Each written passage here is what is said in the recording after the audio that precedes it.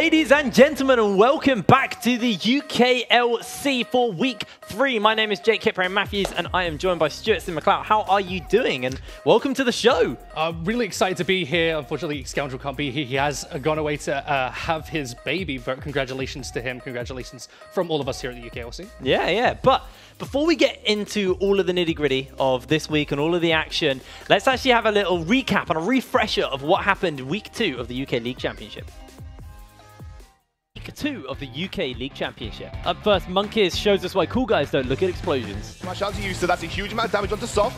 And here comes Monkeys. He's got the Predator, he's got the ult, he's going to flash in, potentially. Nope, the ult is enough. And he just blows him away. Yeah. That was pretty spicy. Number 4, Akers drifts out of the base after taking an inhibitor and gets a clutch escape. Your barrage clips onto free, and Bartiono is going to throw down the damage as Akers takes down the inhibitor, uses the ultimate Summoner's Drift, baby! And he is out of there! What a play! I thought things were looking so bad for Darkspawn, and not only does Akers get the inhibitor, Darkspawn's PFI steals the Baron versus Barrage and makes a miraculous escape.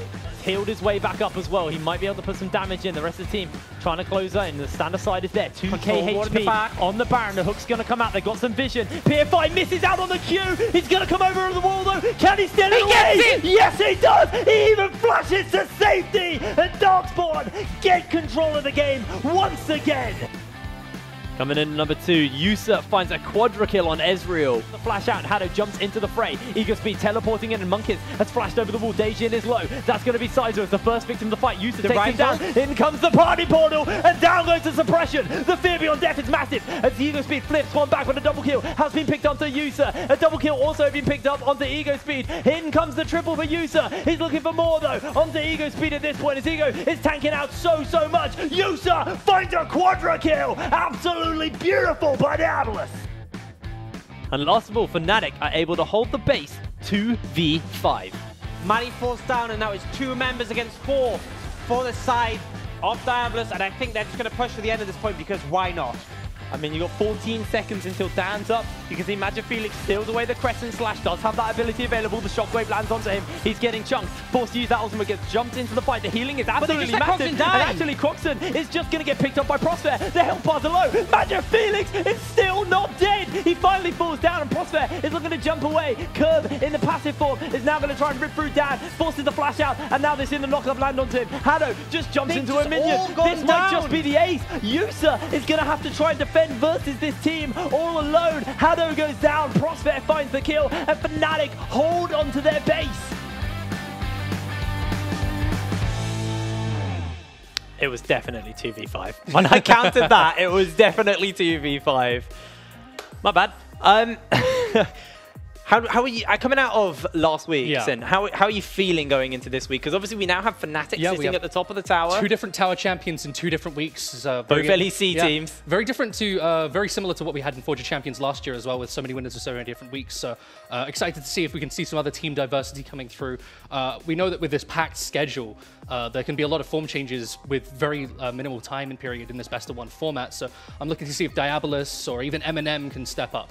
Yeah, the question is, who's actually going to take down one of these academy teams? Because both XL and Fnatic are undefeated apart from against each other. Yeah. So no one from the other 7 teams. On people here. None of the other 7 teams have actually been able to take a win off them yet. And maybe now is the time, as XL did show a few weaknesses last week. Yeah. But I think before we go a little bit more into a deep dive of today's games, I think we should pass it over to Orcs, who's going to break down the structure of the tournament. Hey guys, so I'll run you down the tournament format. You might have seen it before, you might not have, but just to give you a quick reminder, we'll have the graphic up here now. As you can see, Fnatic Rising are once again the tournament, the tower champions, sorry. Diabolus, Phelan, M&M, XL, and the rest are in the round of 8. So they will all be playing today. You'll get to see them go head to head, and then we'll go into the bracket draw, as you've seen before. After that, we will go into the semi-final. The teams will go head to head again, then the finals, and that will decide who will be the challenger. And they will go on to take on Fnatic Rising in the Tower Challenge, and that will all happen tomorrow. So right now we just have to worry about this round of 8. This is what's happened today, so we'll focus on that. And gonna send you over to a video from Fnatic Rising just to show you, I think it's the bot lane's opinions on the teams in the league so far.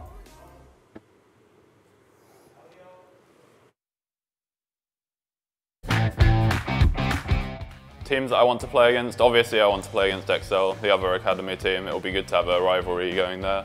And then I have a few mates in teams like Eminem and Diabolus. I'm looking forward to playing people such as Nolty, Shogun, Yusa. It should be good to play against them as well. Obviously I want to play against XL for the academy rivalry and to prove that we are the better team. I think it's a big advantage for us because the XL players are going to kind of fight over the spots. So their academy team's going to be more focused on working against their main team. And I feel like with us, even though it is possible for us to play in the LEC team, we're more like going to work together as a group, as Fnatic, and learn from each other and improve like this. So obviously XL is a team that I would like to play against. They're an organisation that I've tried to get on multiple times that haven't, I've trialled for and never quite made the cut. So beating a team that, didn't accept you is always kind of a bit of an ego thing, but it feels nice. In other terms, Team Barrage, my twin brother plays for them. So, I always want to play against them and win. It's how it has to be. Do I have any words for Artorias? I mean, I just wish him good luck because he's going to need it.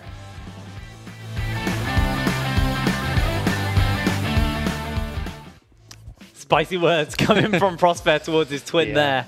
I mean, so far it's not been the strongest showing for Artorias, but for Prosper it's definitely been a stronger showing. Yeah, I mean, all's fair in love and league, but of course, showing a little bit of brotherly love there, wishing him luck. But Prosper has been at the top, as we mentioned before. Fnatic do sit at the top of the table, and we'll really have to see if teams like Barrage can come up and challenge them.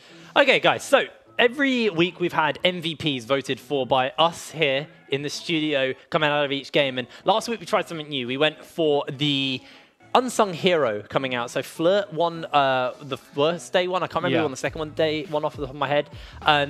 But once again, we want you guys to interact with us on Twitter. So head over to LVP UK on Twitter. Let us know after each game with the hashtag UKLC who you think is your unsung hero. So the player who didn't get MVP but maybe deserved it. And at the end of today's show, up on Twitter, we will put the top 4 players who got the most suggestions on Twitter. And then we will do a vote. And then tomorrow we'll announce the winner of the unsung hero. Now, if there are any games coming out last week as well you missed, you can actually head over to the YouTube channel at LVP UK as well, where you can see all of the games from either this tournament or even our previous tournament, Forge of Champions. And I mean, if you didn't watch that, what were you doing, really? Yeah, like we said, it's a contested tournament there, contested tournament here again. We want to see multiple winners coming through. So definitely looking at the past of some of these players as well. It's particularly interesting looking at the games like today. Yeah, but looking into the future, looking into today's games, looking into Diabolus taking on Phelan as our first game of the day, Orcs is going to break down the team and the rosters a little bit more. For me personally, Diabolus could be the roster to take down one of the academies. We're going to have a quick look at their roster. Now, okay, there we go. So we have Kerberos, Monkeys, Krogson in the mid lane, Yusa and Hado. I think for me, the big standouts from last week were Yusa and Krogson. They both had great games, particularly Yusa getting that quadra kill, which we saw at the start of the show. So I'm going to be watching them to be the real carries for their teams. And then they're up against Phelan, who, I mean, for me, a concern was definitely Aragon in the top lane as one of the less experienced players in the team. But I think he's really stepped up and shined for the roster. So there's Aragon in the top, Soph in the jungle, ADM mid, Achute and Snuggy in the bot lane. And I think, again, I'm looking at the mid lane, as ADM had a really solid performance. Although he's been put on sort of Lissandra duty for a while, he has really stepped up to contribute for his team's efforts. And yeah, back over to you, Jake and Sin. I mean, coming into today's games, we had a little talk about what lanes we wanted to watch, what was our most excited lanes. I'm really excited about the top lane for this game, Kerberos versus Aragon. Like Orc said, Aragon was a player that there weren't the highest expectations on him coming into today, coming into the tournament. But actually, he's kind of proven a lot of people wrong and played pretty well so far. So him versus Kerberos, who's kind of a tried and tested top laner here in the UK. This is a real point for him to kind of put his stamp down. I mean, definitely so. You can look at a lot of people's tier lists, and Kerberos was just that little bit higher. People looked at his experience, looked at some of his past results, and thought Kerberos is going to be in that top echelon, maybe the second best UK top laner behind Shikari. And I think Aragon's given him a lot of pressure. You can look at some of Aragon's performances, getting a solo kill on Sendo, and his laning has been incredible. So I'm looking at him to punish Kerberos, who has looked rather weak in lane, and see if they can actually try and find an advantage through that lane. And that's one of Phelan's key win conditions through the map here, is denying Kerberos and giving Aragon that advantage he needs to be able to pressure the rest of the map. And I think if we also look at Phelan as a team, last week they made it out of the round of 8. They were one of the teams people put in the tier lists as not in the top 4.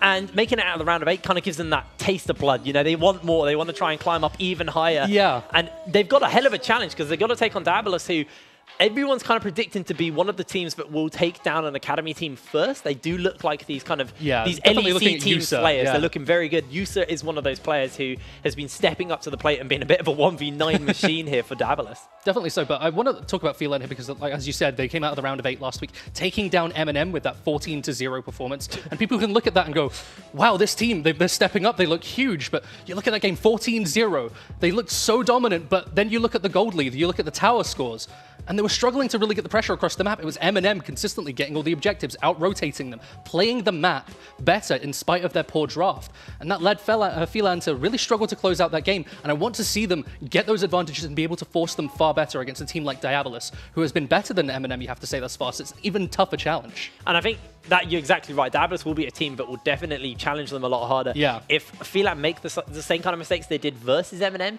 coming into today's game, they're going to be in a very rough spot. Diabolus are a team who can punish them here. So I think we talked a little bit about the top lane. We talked a little bit about the bot lane, but I remember you were saying before the show that the mid lane was somewhere you also was quite excited about. So I want to talk about, as you said there, ADM versus Krogson. Krogson has looked good, but only really on these control mages. And ADM, as was mentioned by Orcs, has been on that Lissandra duty. So I want to see him off of Lissandra. I want to see him put more on a pick like LeBlanc, something that can pressure out these control mages. Deny Krogson his comfort champions by forcing him to play into something more aggressive. If you pick Lissandra, you're just letting him pick Orianna, you're letting him pick Syndra, you're letting him pick these mages that do so well into you. Why would you just give him that free advantage? So I think Phelan have to adapt in draft, and now they've had a couple coaching changes as well. I'm expecting them to come in and look stronger. They had a strong draft last week, run by Limitless, I believe. So if he's stepping in to change this roster up, make changes that can move them forward and progress to the point where they can maybe take down Diabolus, this is the team that can make a break for that third place. The question for me really coming into picks and bans then is, do you put that much attention on the mid lane? Or do you look sideways? Do you look for, like, try and force Kerberos off something? You know, he's been looking quite comfortable on the Urgot. Yeah. I expect to probably try and see some denial towards that. But then you've also got to worry about Yusa. There's quite a lot of different avenues that Phelan have to worry about looking at Diabolus' roster. I mean, there's been 5 100% pick ban champions thus far. And, like, you look at Ezreal and Lucian, the two of those, and they've both been picks that have been very strong for Yusa. So if you can take him off of those 100% pick rate ADCs, 100% pick ban ADCs, force him into something lower tier, like the Tristana, which he struggled on against Fnatic. I'm looking forward to seeing if Phelan can get the pressure, or at least get some semblance of control in bot lane through a pick like Sivir, which we know Achu's been playing. Yeah, definitely so. Now, I do believe we actually have a scoreboard standing by. There we are, so we can see where all of our teams are coming out of Week 2. XL will be sitting at the top with Fnatic just behind them. Both those teams have been the tower champion, but now it's really for Fnatic to try and hold that spot. And XL do have the chance to earn a couple of bonus points if they want to climb all the way up to get that tower challenge, and they could knock Fnatic down. But Diabolus, the team who we're talking about right now, are third currently in the UK. So they aren't actually as far behind Fnatic as it looks. If they can win and Fnatic don't win too much this week and they win the tower challenge, that's a 5-pointer for Diabolus, and that suddenly pulls them in front of Fnatic. Exactly, a massive swing in points that can put them all the way into second immediately. So Diabolus is definitely looking to get a strong start here, but on the other side, you've got to look at Phelan. They're only 2 points behind Diabolus thus far. If they can shut Diabolus out here, make a good stand for the game 2 and the second day, then perhaps they can make a break for third place. Perhaps they can look to be the team that takes down a team like Fnatic or XL. It's looking to be a little bit of a pipe dream thus far, but the team can step up, and if we see those changes that we've been asking for, perhaps that's the first step to reaching that stardom. And I mean, we are only week 3 in, so there's still quite a few teams sitting on 0 points at the moment. And what actually this means is the scoreboard and the standings can be shaken up very quickly, especially if we see some of these teams like Diabolus, like M&M start to step up and actually deny them spots on the rankings, and just stop them from climbing as hard as possible. Only 3 games seen from Phelan thus far, so we definitely want to see more of them. We definitely want to see more diversity. Like we said, they've been on the same champions so often, so giving them a bit more diversity, giving them a bit more time on stage, will give them that proving ground for them to be able to see if they can take at least kills and prove themselves in lane. We can see if Aragon can step up to Kerberos, because we said this is the big challenge for him. If he can take down Kerberos today, if he can look like the better top laner, I know he's overtaken him in my tier list, 100%, because he's proven to be... Is it just the book slam that's done it for you? You just book slam on top of Kerberos's head. You go the stomping. That's going to be the laning for me. If Kerberos can, if struggles even a little bit with Aragon today, I've got to say Aragon looks to be my favorite out of the two. Okay, well, that's some pretty bold statements coming into that, but I'm very excited to get into it. Once we get into picks and bans, we'll be able to really break down what's going on in this game, because if we do see Phelan go towards comfort once again, do you think maybe it's going to be a little bit easier for Diabolus because they've had time to read Phelan's game plan? Or do you think this is now time for Phelan to throw that curveball out and try and catch Diabolus off guard at the beginning of week 3? See, I've not been too impressed by the proactivity of Phelan thus far, and I think they've been really slow through the early game. They've relied a lot on those later game plays. So if we see them opt in for just the Sivir, the Lissandra again, I don't think we're really going to see all that much come out from them until that sort of 15, 20-minute mark. And I don't think that's what you can do here against Diabolus. You have to draft proactive. You have to play aggressive and at least try to get the game snowballing. Otherwise, you're just looking at players like Yusa to just outscale you and on his scaling picks that he likes to go for and just win out the game late. You don't want to buy into that versus them. You want to make sure that you have abilities to contest at every point in the game by snowballing early. All right, well, we are into picks and bans. Diabolus will be starting up on the blue side, Phelan on that red side. So see what Diabolus are looking to take off the board first of all, as our first ban is going to be the Yorick, denying that from Aragon. Yeah, the Yorick is a pick that's been coming through more and more. Aragon, of course, played that last week into Jace from M&M, so that was the win for them, and it's just a pick that outscales so many of the matchups. It's really the only counter pick to Jace thus far, unless you're looking at like the LMS, where we're seeing Baller Bear come out as a counter to him. I mean, I'm down for some volley. Kerb's the kind of guy to play it. I mean, it's been a while since we've seen Kerb pick, you know, a little bit more outlandishly, but yeah. But it's something we have seen worldwide, so him. I'm hoping somebody's been looking at picks like that and we get to see some of those more cheesy picks. I love looking around the world and seeing what people are pulling out, because the meta does get so stale. It's high IQ picks. The meta does get so stale at times, and so many players have this time when they've been on these patches for quite a while to find these amazing counter picks that nobody else is looking at. But if we look at the bans thus far, it seems pretty standard in terms of like the Ezreal taken away because it's they obviously don't want to first pick it, then you're giving it over to a Chu, free scaling, trying to put him in that matchup where Yusa can out-carry him.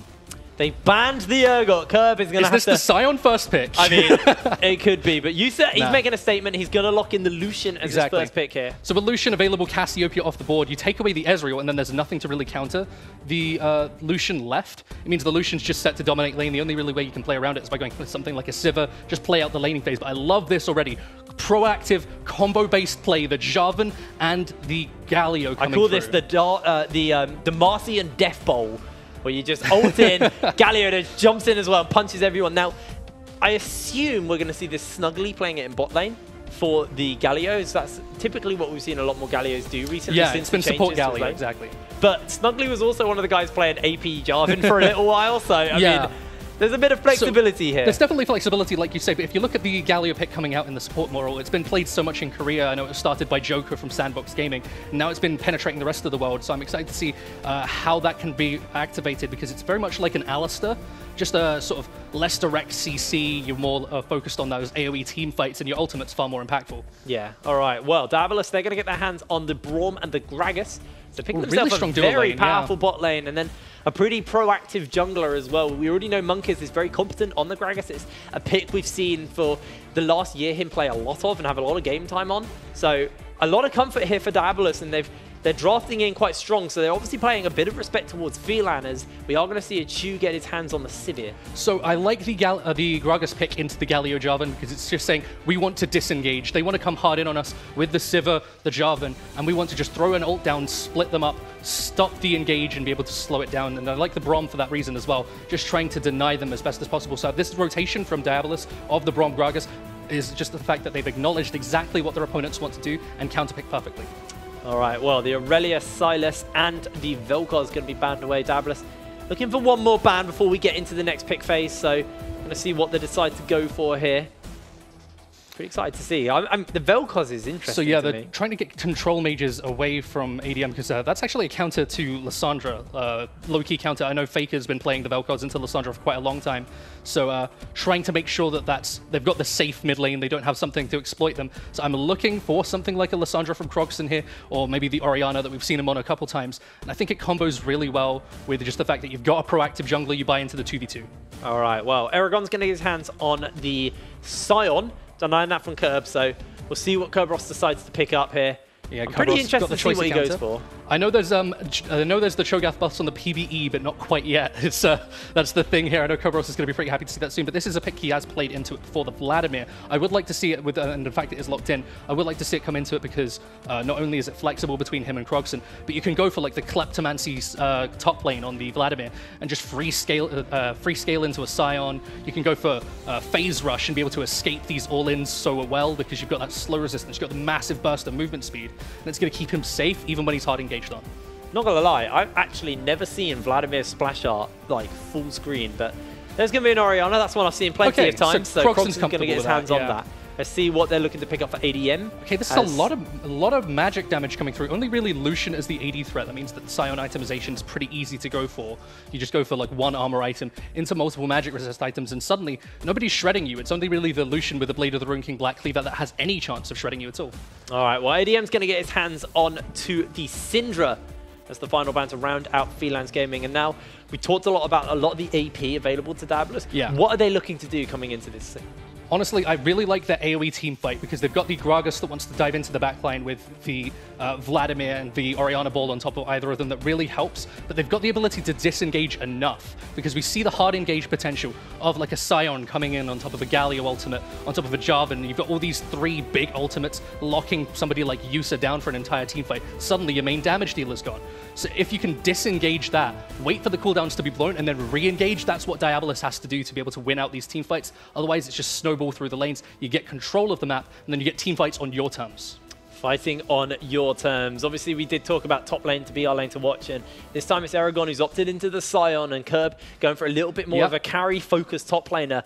Curious to see whether it goes for that phase rush with the Kleptomancy like you were hitting on in the Champ Select. So, oh god, I remember the last time I was casting Kerberos on the Vladimir. It was way back in Forge of Champions. He walked up and he had the perfect 5-man flank, throws down the ultimate, one target hit out of the 5, and it was just kind of like, I want to see Kerberos at the level he's been in the past. I want to see him when he's at that top tier Kerberos. I want to see the Warwick top. That's what I want to see. But I want to see him when he's at his best. And recently we've just been seeing him, as we said, like mostly on the Scion duty. He's not really been putting up these big carry performances. So given the opportunity on this Vladimir, I need to see him prove that he can be a top tier top laner. I need to see him prove that he is better than Aragon. And it's weird because coming into 2018, we all put the expectations on the table that Kerb was a carry top laner. Yeah. He only knew one thing, and that was split push and how to be camped and not lose too much to it. Then, as Forge of Champions started, he started to pick up more tanks. Yep, and suddenly his pool completely went towards team play, like you said. And now it's kind of like, okay, we kind of want a little bit of both from Kerb. Like, we said he didn't play anything for the team. Now he plays to the team a little bit too much. I think that speaks to I'd like to see a lot more. I'd like to see him really open up that, like, champion diversity that we know he's capable of, because now he's shown he can play tanks, but we also know he can play carries. I think that speaks to team strength as well, because he was used to being big fish, small pond, and that's kind of changed now. He's now looking at Krogson and Yusa as these big carry performers, and he just goes, well, I guess I'm just going to play a tank to facilitate these guys who have so much talent. And now he's being given the opportunity to prove that he is still one of those guys as a top-tier talent. And I'm excited to see if he can utilize that, if he can find these amazing team fights on Vladimir to give him the lead, rather than just being on a Scion and waiting to scale to 35 minutes so Yusa can carry him. Well, we're through onto the Summoners Rift for our first game of Week 3. Diabolus taking on Phelan. I am so pumped to get going. I just want to watch this top lane, watch what Kerb is going to do, because he's back on a carry. And exactly, that is what we want to see. Just if he can have the impact that he needs to from the Vladimir pick. And as we said, phase rush to survive the laning phase. If he gets ganked, he just needs to land those 3 abilities. You get massive movement speed boost to run out of there. Absolute safety, and the slow resistance as well. So crucial, because it means that you can find these flanks in team fights as well and stick to people so effectively. And that's what the Vladimir wants to do. He wants to find these team fights, come about 2-3 items, and we'll have to see if he goes for that full team fight build or more of a lane-focused build. Is the full team fight build is that proto belt into the Spellbinder. That's what we're looking out for. That's the item spike at which he will take over the game. All right, I do want to keep my eyes on Snuggly as well, coming into this game, as he has picked up that Galio. It's going to be a fairly rough game for lane for them, because it is the Lucian Braum. The synergy between those two is something that's always been talked about, and you know, they've got themselves a very powerful bot lane duo. Sivir does have the ability to shove, and Snuggly can also help that with his Winds of War, so could potentially just deny them from ever jumping on them. But if that opening does come, I don't expect Hado and Yusa just to sit on their laurels. I expect them to jump straight into a Chew and Snuggly's face. Yeah, like you say with the Chew and Snuggly, if they can hold the lane, if they can get control at level 1, and the fact they are there first is a big part of that. If they have control and they have the ability to deny the level 2 first from the Braum Lucian, they'll get control around the level 4 mark. Suddenly the Galio will be able to have a decent amount of poke. Sivir will be able to push effectively with the Q and W. You can get back the lane in your favor. You don't have to worry so much about the all-in of Lucian Braum when they have 6 minions in their face and you have none to worry about. Okay, well, junglers are starting up on the same side of the map as well. Red for Monkeys, blue for Soft. Just not going to have any vertical jungling like we saw quite a lot of last week, actually. Yeah, it's definitely vertical jungling was to protect a lot of the solo laners. You look at people like, if you're forcing vertical jungling on the top side, you're denying the enemy jungler access to it. And then you can just allow a Jace to free pressure because there's no chance of an enemy jungle going up there. This time around, the top lane isn't really one where you need to put a lot of pressure. The pressure's more towards mid lane, so vertical jungling isn't that effective when you're just trading sides of mid lane. Okay. Well, we did see Soft got the crab in the bot lane. Crab hasn't been taken top side, so might just try and get full river control because he is pinging it out, but Monkeys is also looking to try and make his way over, so just going to swap out the vision there. Again, doesn't really affect too much as, like you said, the mid lane is going to be that point where both of these junglers are probably going to look to put some pressure down early. This is one of the great potential things that you have with the Galio. You can just basically throw down your W and just zone people away, because not only is it the taunt, it's actually got a fair amount of damage on it now, and you can just give yourself a free Sivir Q, and we know how hard they hit now since the changes. So I definitely love the Galio in the support role, and I love what it provides. It's just this big AoE team fight threat that doesn't need to scale so much. It just becomes this tanky bruiser that has damage reduction inherently. Oh, Yusa's actually looking to jump in here. Snuggly puts the taunt up. Hado just blocking him out for the moment. Just a little bit of a trade in the bot lane, but like I said, that was the moment. Diabolus recognized they had the ability to go forward, and they did. Just looking to get a favorable trade, knowing that Chew's mana is starting to run a little bit low at this point now, and Yusa and Hado just looking to zone away. Yeah, it's just a big thing that we're looking out for here with this bot lane as well, though, is the Predator from Monkeys. He's going to go back to base and pick that up fairly soon, and once he's got that, then he's able to make plays that much easier. Then you're able to get around the fact that there's a Sivir who just throws out a Q and pushes in a wave when you can just run so fast at her that she can't really stop you from getting on top of her. You get control of the bot lane, you give it in for the Lucian Braum, and that's all they really need to get a couple stuns down. That's the point that I'm looking at for Monkeys to start trying to turn the match up, and Sov has to be looking towards the bot side of the map at the same time for a counter gank, and he has been playing very much towards the side in this vision. The team has been just heading towards the bot side entirely thus far, keeping Monkeys out. Well, Soph is making his way down the wards. Have not spotted him out. As you can see, Phelan do have control of it for the moment. Predator's been picked up on Monkeys though, and he's also walking bot lane. Soph just going to pull away. Decides he can't actually find an opening, and now Monkeys, he's the one trying to step forward as Yusa and Hado just trying to push that wave in and nothing to sneak in, but looks like neither jungler decides they want to go for that bot lane attempt. And I like what both junglers did there, though, because both junglers were just saying, I know where you're going to path. I know where you're going to be, because Monkeys was heading towards the bot lane, was about to head under tower, and then turned back for his Krugs. Just knowing that Soph wasn't going to come through was enough for him to go, okay, I'm going to back away. There's no potential for a gank, so there's no need for me to counter gank right now. Well, Yusa's forcing a pretty big wave here into a Chew. Chew should pick up most of this wave, as we do have a little look at the CS numbers for the moment. Yusa is going to be pulling ahead a little bit. He's trying to get himself a base offers, see how many minions a Chew can pick up, trying to equalize it out for the moment. But top lane is where the biggest deficit is starting to form, as Kerberos on this poke-heavy Vladimir. I say poke-heavy, but just more kind of lane control Vladimir is forcing Aragon away as much as possible and is pulling himself a slight CS lead ahead. I mean, the biggest strength of the Vladimir is that you just walk up, you take a bad trade, and you go, I'm going to heal off of minions, doesn't matter. And you can just force yourself to get a trade off with your opponent, where they take even a more favorable trade, just get some damage in, and then you eventually will win that out from healing up more than them. So it's kind of, you cheat. It's a cheating champion. You lose trades consistently, you win lane anyway. I always consistently lose into Vladimir. I don't know what. I mean, no wonder you're a Lux main, but yeah, I mean, it's a pretty bad matchup with him just pooling it out.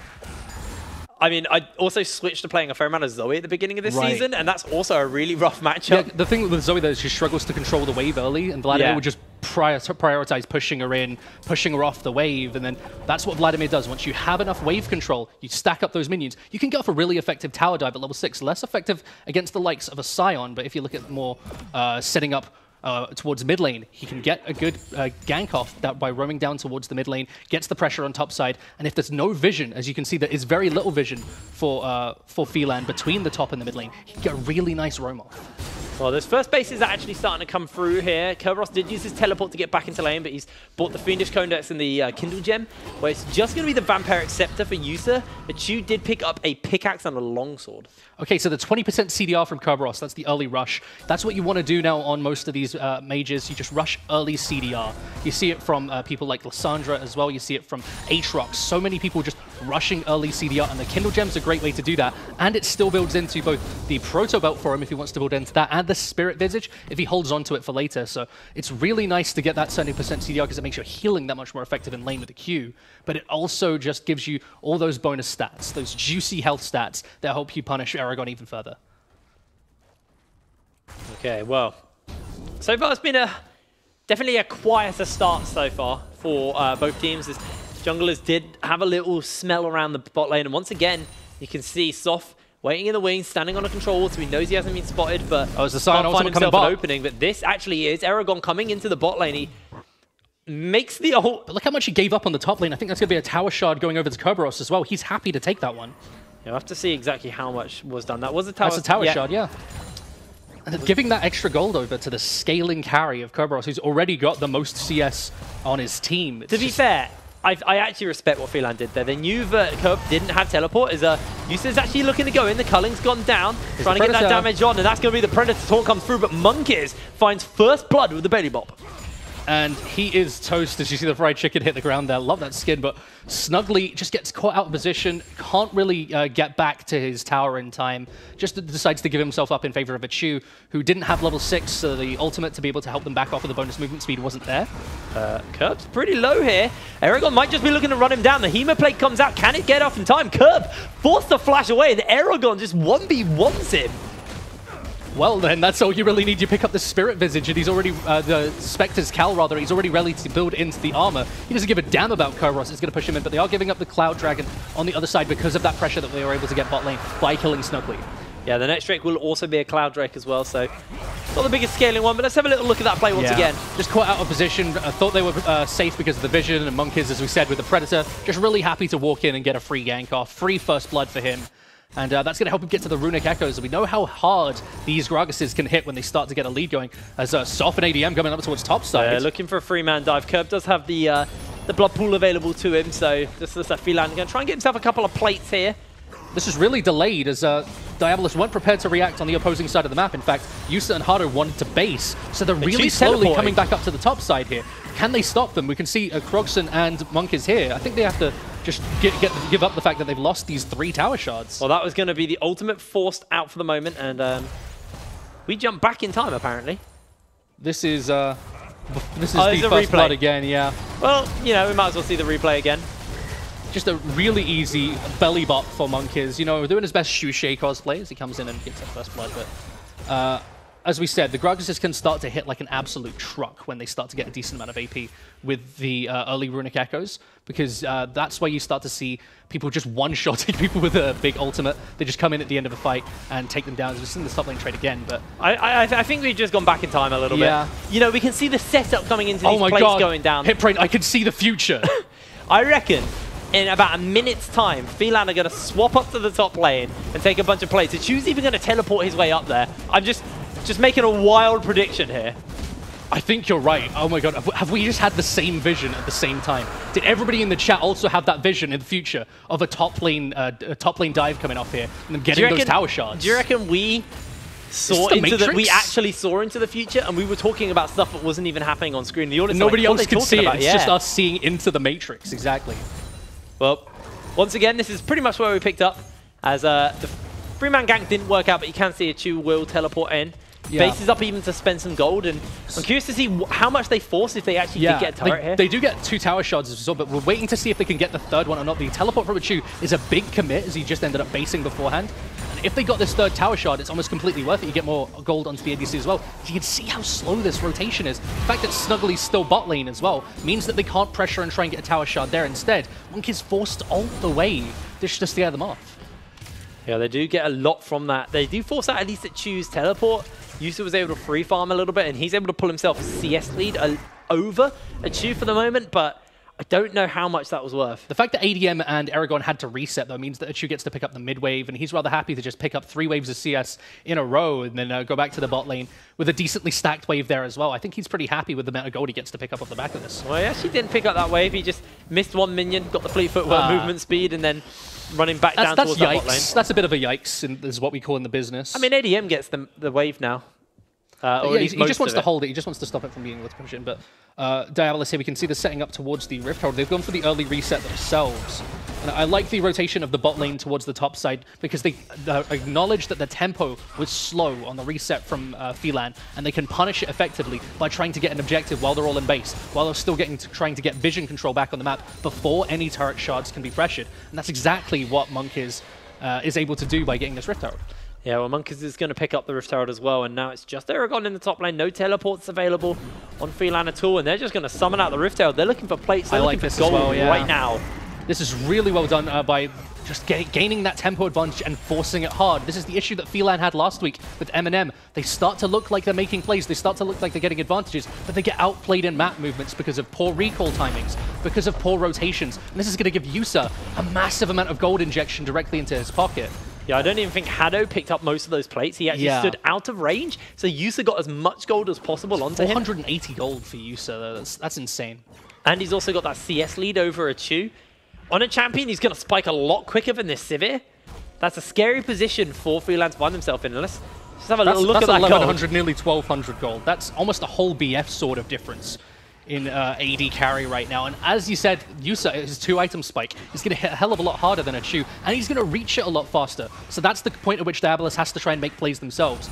And it's really before the Phelan composition comes online. It's around the level 11 mark that we're looking for them to make these plays with Snuggly, with Soph, just trying to come in with these big ultimate combos directly onto a mobile mid laner like the Orianna. That's the key play, but they don't have time. If Yusa's hitting his 2-item spike before then, it's already pressuring out the mid lane before then. So if they can kill the outer towers, they're set to just take over the game before any real team fight is threatened. Chu just gets forced to use his On the Hunt as Yusa just jumped on him.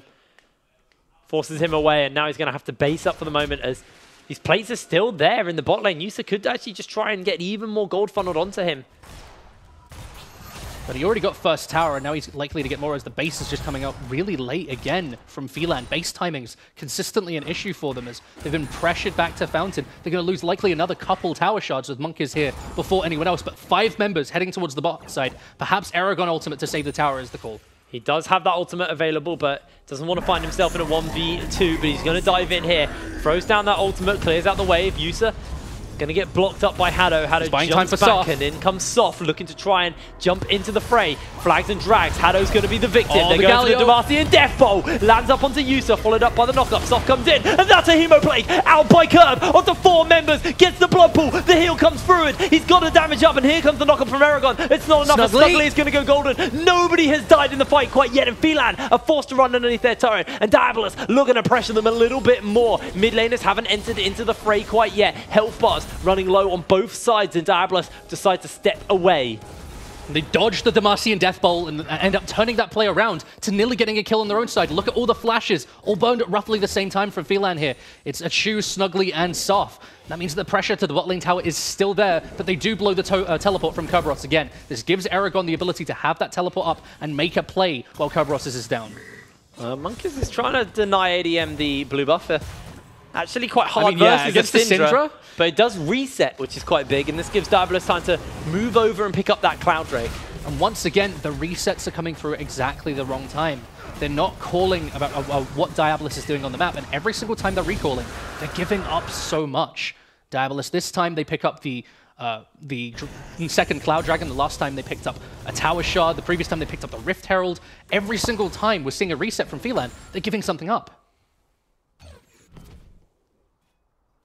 Giving up a lot indeed, but you can see at least in the mid lane, ADM is holding up versus Krogston for the moment. Plate did almost go down in that mid lane, but did actually deny that. So that bonus gold is not going to be available, and ADM sitting equal to his counterpart. Meanwhile, we look at the rest of the map. Soft down to Monkeys. You can see Kerberos actually down in CS, but has had a fairly large impact on the game. With that big engage onto Phelan, and then Yusa. Oh, the Predator. The man of the hour. The Predator's been popped to Chew. Already forced to use that ultimate snugly. We're going to tank it out. In comes the teleport, though. That's the teleport we talked about before, because they were able to force the play block side. This is what they get. The denial as Monkeys just jumps onto Monkeys. Monkeys just belly bops his way to safety. A lot of resources thrown down to this bot line by Phelan, but they didn't actually find themselves a single kill. Yeah, and Aragon is going to be forced to just back away. He's not really giving him anything up this time by being towards the bot side, because that top lane tower already fell. He's able to just try and roam around the map, be where he needs to be. And Aragon playing for his team very well thus far, but all the same, he's being called at really poor times. He's being called down when it's just a little bit too late, or he's just forcing because the rest of the team has been slow on these rotations. As Yusa still going to have the pressure here. The tower shards are down. That just means the tower's even more squishy, and they have to be even more careful, as one wave given to Yusa is going to be enough to take down the tower. Yeah, and I mean, Yusa, with that Blade the Ruin King versus a Chew who's sitting on the Berserker's Greaves, a pickaxe and a Warhammer at this point in the game. It's feeling pretty rough. Kerber's been able to go to base and pick himself up the Proto Belt, got a Fiendish Cone Dex in that inventory as well. You can see Aragon has got the Adaptive Helm, so it's going to be fairly hard for Kerb to actually kill him at this point. But Kerb is going to be looking for these big team fights where he can use that Proto Belt as a gap closer. And you look at his teleport cooldown, and that has to be the timer for which they can go in. But Yusa, he's going in right now. Yusa's going really hard on the Snuggly. That's going to be the Ignite down. Yusa finds himself the kill. Hado with a massive interrupt there to block out everything onto Yusa. And yeah, Yusa's going to be happy picking up even more gold for his team. And even when we see Kerberos, given the scaling pick of the Vladimir, the resources are still all going into Yusa. He's being relied on to be self-reliant, but Yusa, once again, trust from his team. And I'm really interested to see how he can utilize this gold lead, because thus far, that's the first time we've really seen them make a play with it. I want to see him rotate towards a mid lane now that he's got this second tower of the game, try and pressure out there and see if they can force a team fight around these key objectives. We're going to look at Baron spawning in 3 minutes. Well, they're looking for Kerberos here. They do have the ultimate available Where's to the phase Soft, rush? as he can jump in, but that's going to be the Demacian entering into the fray. There it is. Looking to get the damage down. That's going to be the phase rush, and Kerb, massive heal, makes it escape 1v3. Does have to blow his flash to escape, but that's still the Galio ultimate, the Scion ultimate, all used to try and pressure him out. And the rest of the map gets a free reset for it. They tried to get something with the tempo of the fact that the bot lane was resetting. And instead, all they can do is blow a flash and back away to take a red buff as 3 people.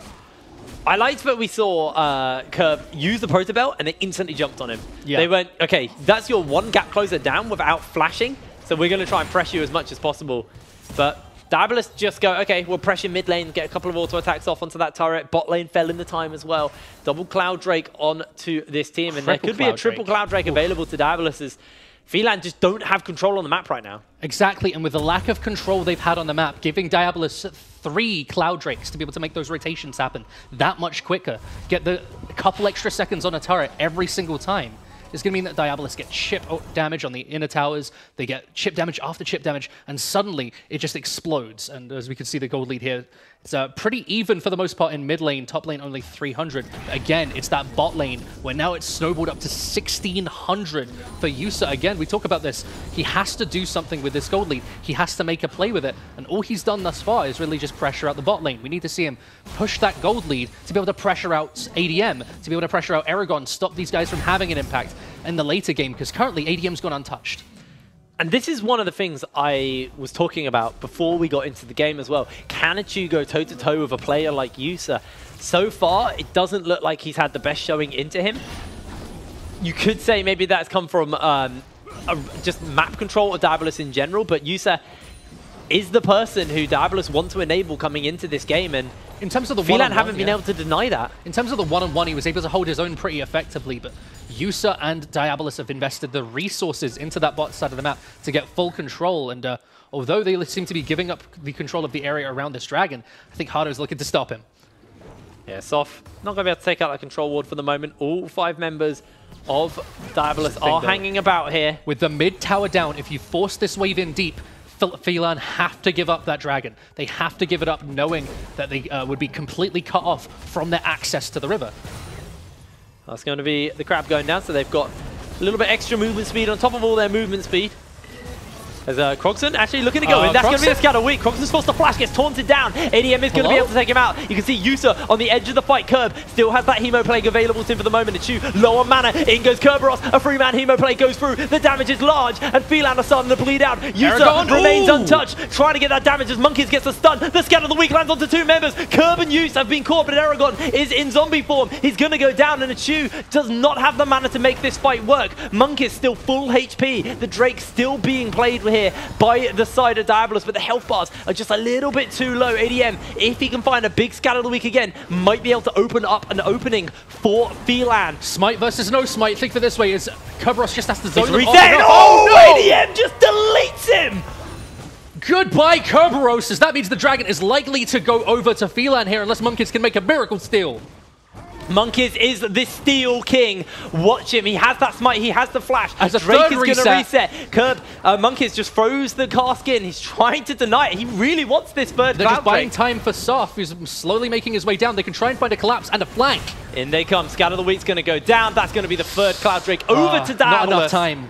If they just had about 5 to 10 more seconds there, Soph was arriving on the flank, had the ability to combo them through. ADM, we know, has so much damage. And there was the ability to try and get a pick on Hardo, who was low at that time. Pressure Monkeys out of the pit, but instead, they can't hold off on the pressure long enough. And although that play started so well for them, with them able to delete Krogson and then get Kerberos on the backside, it's just not enough for Phelan. They didn't have enough control at the right times. Because of the waves pressuring them out as well, they had to back away, and suddenly that's a 4k gold lead for Diabolus. 3 Cloud Dragons. We talked about the rotation potential. It is massive when you have that much movement speed to get between top and mid. It's the rotation speed between top and mid, it gives you 2 seconds extra on a tower that the enemy team just doesn't have when you already have the pressure advantage. It's insane how much damage you can get on a tower. I mean, look at Curb now when he gets procs the phase rush as well. He's one speedy boy.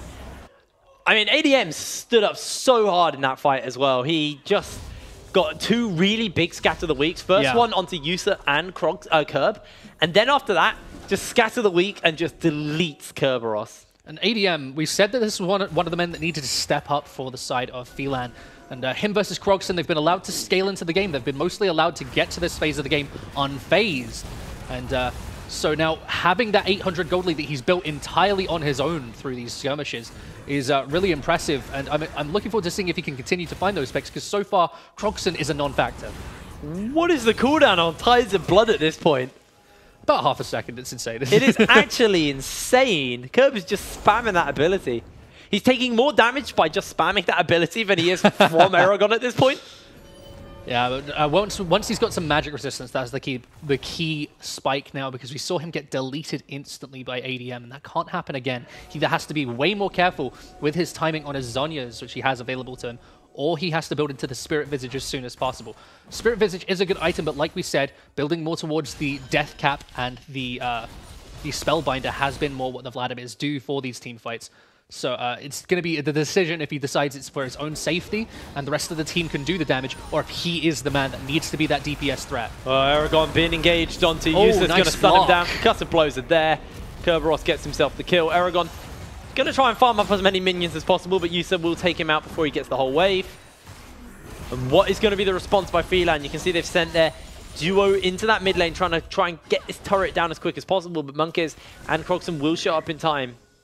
And you can see what the side of Diabolus have been trying to do here. They've been saying, Sivir wants to just go and pick up CS mid lane. Sivir wants to just get control of the mid lane, and we have an Orianna for wave clear there. If we send our Lucian Brom to a side lane, we force people to respond. We can get full vision control, and we deny this Sivir the full control of mid lane. She has to start rotating more and more. She has to come and deal with us. Somebody has to come and deal with us. Or, like you're seeing now, we just get a tower.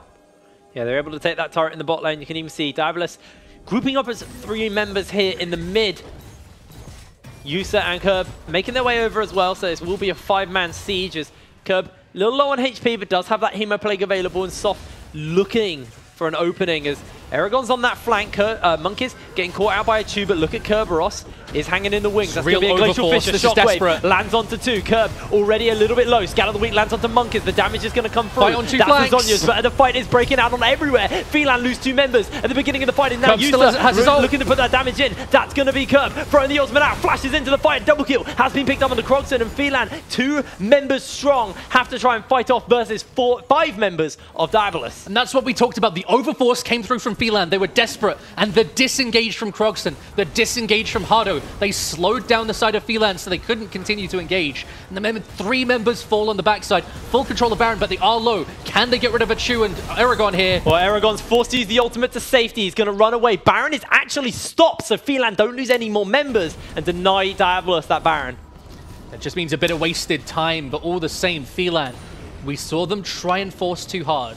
They acknowledged that the window was closing. They're acknowledging that. Krogson and Kerberos, they're coming online. They're starting to become big threats in these fights. So they went hard in. They popped the Sivir ultimate. They tried to run them down, but it gave them far too much time to respond, far too much time to reposition. And you saw that in the really nice Krogson and Hardo ultimates that came through. Let's take a look at that fight once again. Yeah, it's... Instantly, Hardo gets a 3-man ultimate off, followed by the Shockwave, which just slows them down. They can't get anything, and even though they get on top of Yusa, they can't kill him. The stopwatch keeps him alive. Meanwhile, ADM, one of the key sources of damage, is zoned off the entire time by Monkeys and Kerberos. I mean, he was zoning Monkeys and Kerberos 1v2, to be fair, but as the main He's source the main of damage, source, yeah. we're back out as Yusa already going to find himself a kill. ADM Aragon, low. a little bit low. ADM's already low. He gets the Scout of the Weak down, and Monkeys takes him out. Aragon in the middle of 5 will fall down, and Kerberos finds himself yet another kill. That's 3 for Diabolus and an Infernal Drake. And it means that even if this game does play out slowly, even if you start to see the Sivir become this huge late game threat, the bigger threat is the Elder Dragon, which is going to have 4 stacks now, going to give them so much movement speed, and the Infernal stacking up, and a second Infernal on the way. Diabolus is set for a 35-win condition, whether Phelan like it or not. Well, we'll have to see how well Diabolus, can actually play towards that, as they are one of the teams we talked about as a team who will be able to take out one of these academy teams. Well, everyone thinks they're one of the teams who are capable of doing it. Yeah. This is now a game where they've gone, okay, we've played everything pretty well so far. Let's not mess this up. Let's close this out nice and quick, nice and cleanly, to actually make a statement to say, yes, we are one of the 3rd best teams here in the split, because at the moment, they are 3rd on the standings, and one good week could put them, bounce them at almost 1st. And to give some credit to Phelan, the individual lane matchups, the individual players haven't been that much worse at all. Phelan have ADM in the mid lane who's looked decent. Aragon was putting pressure on Kerberos early, even in an unfavorable matchup, and Achu was holding his own. But the map movements and the play from Diabolus to understand how to play League of Legends effectively at this level, not just play like 5 players playing solo queue, has been what's given them these advantages. The rotations, the map movements, and the crucial vision, which they have all of, not a single ward down on the map. Look towards the bot lane as Snuggly actually getting engaged on. That's going to be the Cullen coming down, and he just gets cut down as Yusa takes him out. Kerberos. Now you can see Achu is looking for some damage onto Kerberos. The and tower bot. will go down though. Meanwhile, Kerb's still He's just low. kiting away. His health bar is going a little bit lower as the time goes, but he's still healing away. Already used that Hemo Plague, trying to sustain as much as possible, and now Monkeys is making his way in. Aragon actually might just be getting caught out here. Curb, 1v2 gets the kill, and that's going to be Aragon as the only one left. Double kill picked up by Monkeys, and Diabolus hold out while sieging in another lane.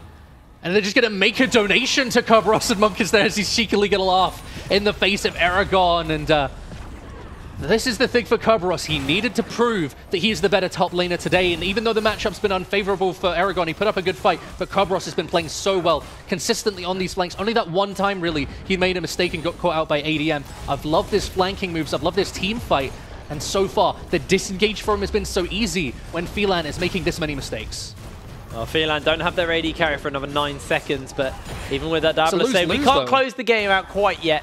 It's a lose-lose because Kerberos is happy to just split push on the bot side. Nobody can deal with him. They're going to get full control of the top side, get rid of all this vision. Look at how dark the map is. There's only 1 ward left now on Baron after this one. And that's going to be dying in the next 30 seconds. They have to do something with this reset time, and they have to get something resembling control, or they're just going to fall apart when this Baron's taken. Well, Yusa's looking to probably get off his last base here before Baron, and then just look to close the game out. He picks up a QSS. I like that. Bit of respect towards Phelan. He knows if he does get caught, that buys time for Phelan. If they find a catch onto Yusa and get some shutdown gold, onto someone like a Chew, that could buy another 10 minutes for Phelan, but Diabolus just don't want. Even just like you have to look at it and we have to talk about it. It's been so often in this tournament, Baron steals. If a Baron is picked up for the side of Phelan, then having the Sivir, having the Syndra, the wave clear is there for them to stall out for another 10 minutes, let the item spikes even up at 10k gold deficit. You can't afford to take any fight unless someone from Diabolus is severely out of position. Well, the minions are in the base already, so Haddo going to be engaged onto here by Phelan. They're looking for the damage. Snuggly flashes over the wall. The taunt comes in. The shockwave lands onto a couple of members. That's going to be the death bolt already. They're trying to cut through members, though. Haddo's still alive. Pickup is already there. Haddo does hold his life, and it's a double kill. Picked up onto Yusa. Monkeys goes over the wall. ADM and the rest of the team are forced to base away, but Kerberos is inside Phelan's base right now. He's looking for the damage, and Shelby is looking completely distraught as the rest of the team are trying to chase up. That's going to be one pickup onto Haddo, but Kerb is onto the towers, onto the Nexus already. ADM trying to base out, trying to stop him from taking this objective, but Yusa doing everything he can to take down the turret. The Nexus is exposed, and Phelan will fall to Diabolus, but they want a couple of glory kills first. Yusa flashes in forward, and down goes the Nexus. And Diabolus, they looked so strong in terms of their control of the map. You look at their vision, you look at their play around bot side, and it never seemed like Phelan had a chance throughout that game. 10k gold deficit, and the desperation was clear as they ran towards that play, trying to be able to get a Scion ultimate off. Once again, they force a little bit too hard. They look desperate, and they get punished hard for it, not even getting harder. Definitely wasn't the best showing coming out from Phelan going into today's game, but Diabolus once again put a statement game out. They say, yes, we are one of the strongest teams here in the UK, and a very well-deserved victory and a very well-deserved MVP to Yusa from Diabolus as he popped off on that Lucian. Yeah, he definitely had a huge performance, 6-0 and 8, 0 deaths, even when you saw that one fight where everybody dived on top of him, able to pop the stopwatch and get out alive. And this is the thing, when Diabolus is making him the focus, then Phelan, he is the focus for them as well. They have to be trying to take him out of the game. And he survived through everything they could throw at him. And Haddo as well did a good job at protecting him. But I gotta say, Kerberos really impressed me today in terms of his ability to flank on those team fights. And I think he'd be my undersung hero of the day. And definitely look for that as my suggestion. I mean, I agree with you. It's nice to see Kerb back on a carry. And it's nice to see that he didn't look rusty on a carry as well. He came out very confident. Every flank, every Hemo Plague was multiple targets. It wasn't that 1 out of 5 like you were talking about in the pre-game. Definitely impressed me. He definitely played a very good game of Vladimir. And if anyone here has an unsung hero who isn't Yusa, because Yusa got MVP, and you hold on, I think this guy deserved MVP, even if it's from the side of Phelan, do let us know over on Twitter using the hashtag UKLC. And you know, if you get enough votes, we'll put forward in the best of 4 to see who is going to be the best player coming out. Who is our unsung hero of day 1 of week 3? So pretty all-around solid win coming out of Diabolus as they put themselves into the semi-finals going into tomorrow. They're definitely putting themselves as that 3rd place team, and they're trying to make a challenge on teams like XL and Fnatic. And I want to see them prove to me that they can play the lanes a little bit better, just as individual lanes, because so often we saw like Kerberos pressured out in mid, Kerberos pressured out in top, in mid lane. It was just incredibly even. I want to see them prove that they can win out these lanes on their own. Well, after the break, we have M&M taking on XL, so there's going to be another really exciting game. So don't go anywhere. We'll see you in a second.